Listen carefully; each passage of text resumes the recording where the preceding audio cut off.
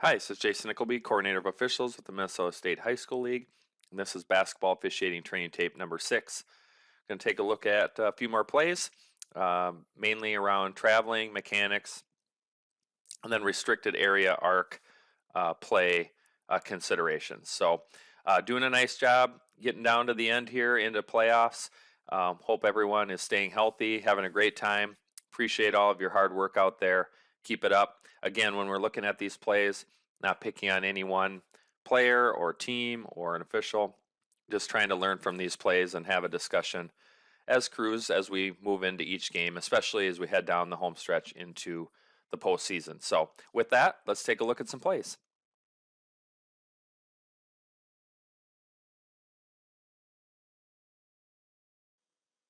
Okay, in this play, let's take a look at positioning and then block charge and restricted area secondary defender consideration. So you see on this play, we have a play at the basket, at the block nearest the team bench. And let's talk about our positioning first. So we're in good initial positioning. Trail, we want to work a little bit lower down towards the 28-foot line, and we do come there, and then we stay stationary as the play develops, so that's good. And then we're in good position as the lead and center as well to take this play. So let's talk about block charge considerations along with restricted area arc language. So remember, with restricted area arc plays, we're talking about a secondary defender. So in this case, the primary defender gets beat. So we get our head and shoulders past that primary defender. Any other defender they encounter after that point is going to be a secondary defender by rule. Now, what that means is that secondary defender cannot set up within the restricted area and try to establish initial legal guarding position there for the purpose of taking a charge. If they do that, it's going to be a restricted area blocking foul. Now, in this case, you see that the defender gets out of the restricted area to try to set up initial legal guarding position. So now it becomes a regular block charge type play.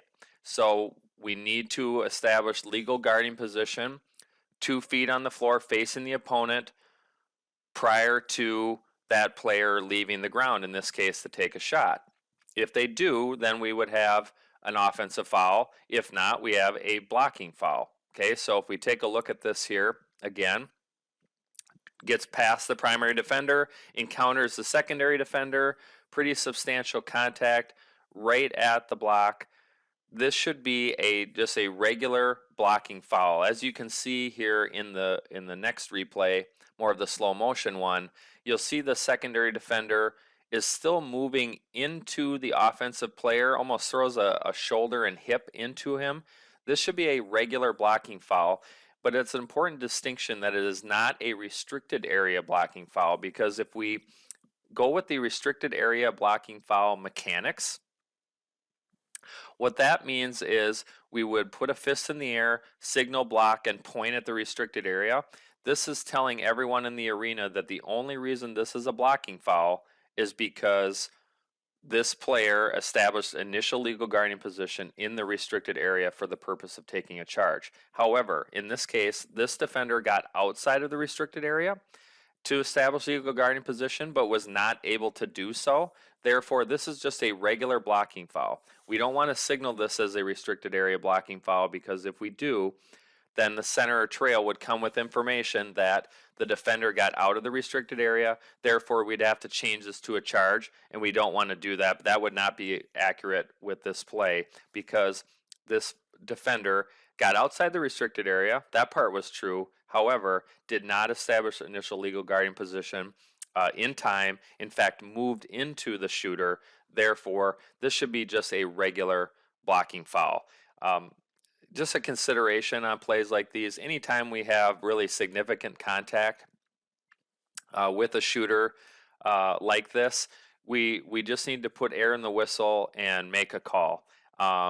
If it's 50-50, go ahead and ship it offensive foul, but we just can't have nothing when we have significant contact. We have to have some kind of a call. And then just the distinction between whether it's a regular blocking foul or a restricted area blocking foul. And in this case, because he gets outside of the restricted area and is moving into the shooter, it should be just a regular blocking foul. And I would also like to point out that let's say this defender establishes initial legal guarding position within the restricted area. That does not allow him to move into the opponent um, just because he is there. If he moves into the opponent, even if he's in the restricted area, this is just a regular blocking foul at that case. Because again, just as another reminder, if we signal a restricted area blocking foul, we're telling everyone that the only reason this is a blocking foul is because the player established initial legal guarding position in the restricted area for the purpose of taking a charge. So just some considerations: block charge, restricted area, and have these discussions as a crew so we know how to officiate these plays and then how to communicate what we have with our partners.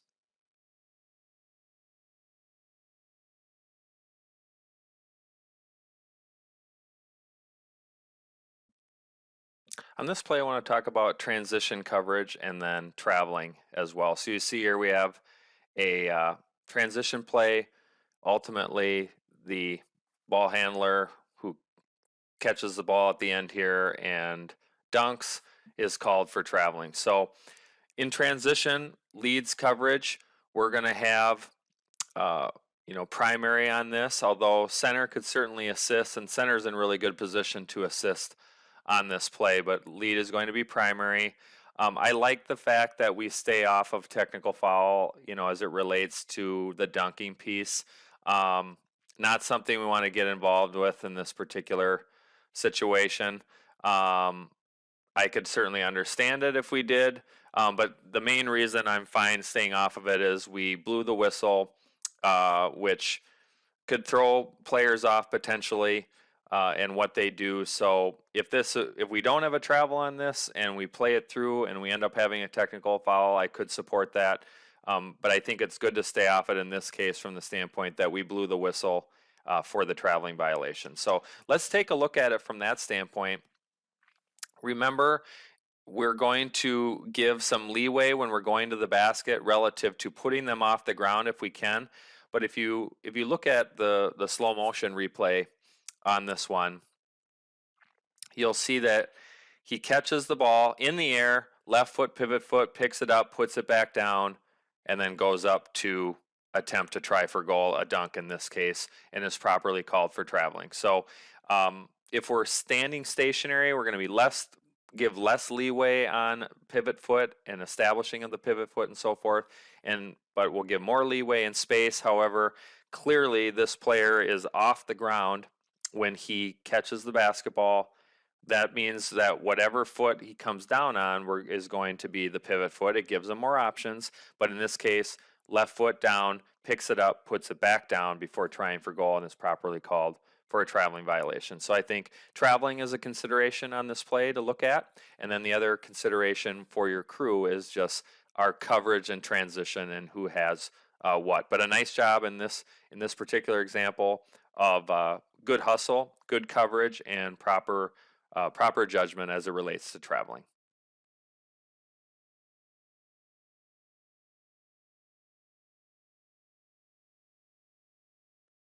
On this last play, I want to talk about our mechanics and then restricted arc area language considerations that we have on this play. So you see we have a pass that's dumped into the paint.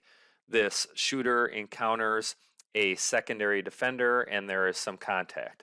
So remember, from a mechanics standpoint, when we're talking about restricted area arc possible plays, that the lead is going to be primary. So lead, let's just stay in the position that we are in for this play, maybe a step off the lane line and be stationary.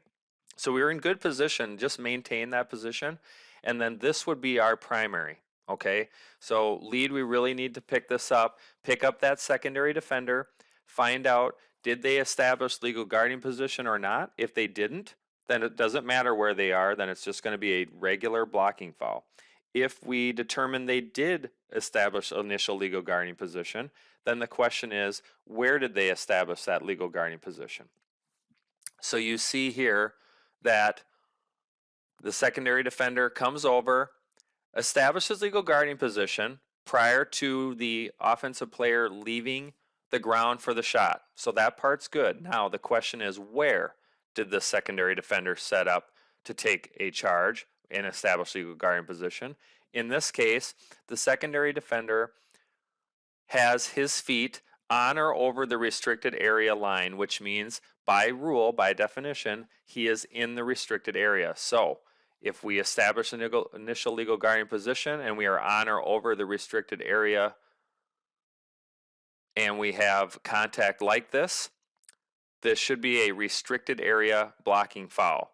So the mechanics that we see from the trail in this particular case is the correct mechanics to indicate we have a restricted area blocking foul. So you'll notice that when we see the trail's mechanics again, that he puts a fist in the air, signals a block, and points to the restricted area, indicating he has a restricted area blocking foul, which is the correct ruling in this case. However, trails and centers, we need to wait at least a good second, 2 seconds or so, allow the lead to have an opportunity to rule on this play, and then if not, we would prefer that center would come in on this because center is looking straight into the paint.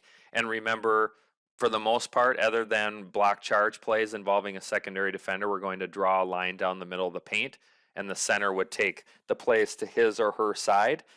So we would prefer that the center be the one that come in and take this play. But ultimately, block charge, restricted area plays are primary coverage areas for the lead, and we would need the lead to call this as a restricted area blocking foul. So again, something to go over as a crew, talk about our coverages, who has what, trusting our partner, double whistles, if we have them, try to limit them, and how do we handle them. This is ultimately the correct call and correct mechanics as it relates to signaling a restricted area blocking foul. However, we want the lead to be primary on this, and we would prefer that lead come and get this as their primary, or center as the secondary official, and trail as a absolute last resort. So some considerations, mechanics, coverage, rules wise, and we want to have this discussion as a crew so we're on the same page.